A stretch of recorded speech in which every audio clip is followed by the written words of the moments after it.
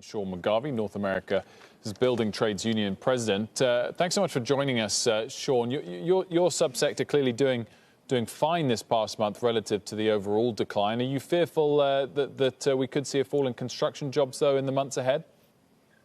Absolutely. I know that our man hours, and that's how we judge how well we're doing, are off 15 to 20% from pre-COVID.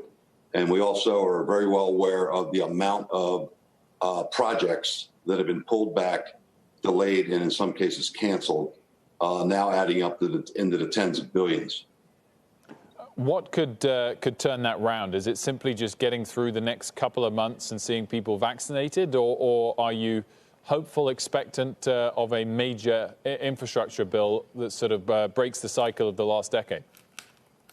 Well, we're certainly hopeful that a rational, professional rollout of the vaccine to expedite the vaccination of everybody in this country that wants one will be helpful, and a major infrastructure package would be very helpful for manufacturing and for construction, and creating opportunities for lots of communities that are reeling right now and looking for opportunities to go through our training programs and work in construction. But, you know, right now we're still reeling from what happened the other day and continues to go on our nation's capital.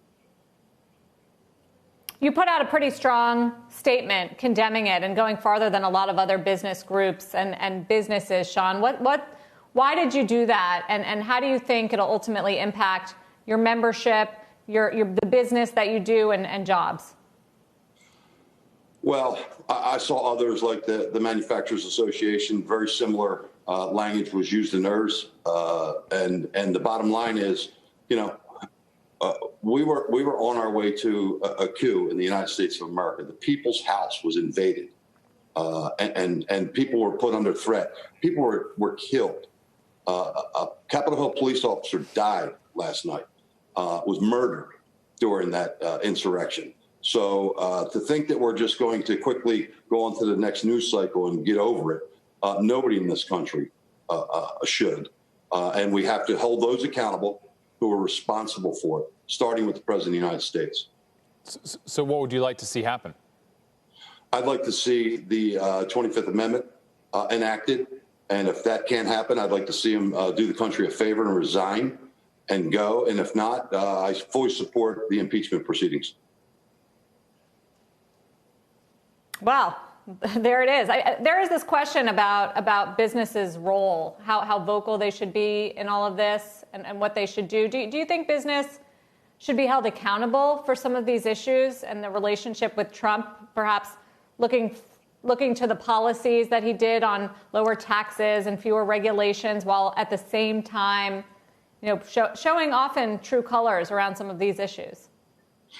Well, I think business is just like labor and other subsegments, of the nation, that they have the actual areas of responsibility for them, their shareholders, their boards of directors, and their job is to pursue the best outcomes for the business, just as mine is to pursue the best economic outcomes for my membership.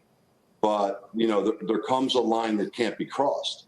And as we watched over really the last 8 months, slowly creeping toward this, all the moves that were made culminating into what happened Wednesday, I will tell you, for one, I am so thankful for General Mattis and his reaction and his op-ed that he did after the Lafayette Park clearing when the president stood in front of that church. That made me feel much more comfortable that the military wasn't going to be involved when we got to the point that, quite honestly, I think we got to Wednesday. Shepard Smith here. Thanks for watching CNBC on YouTube.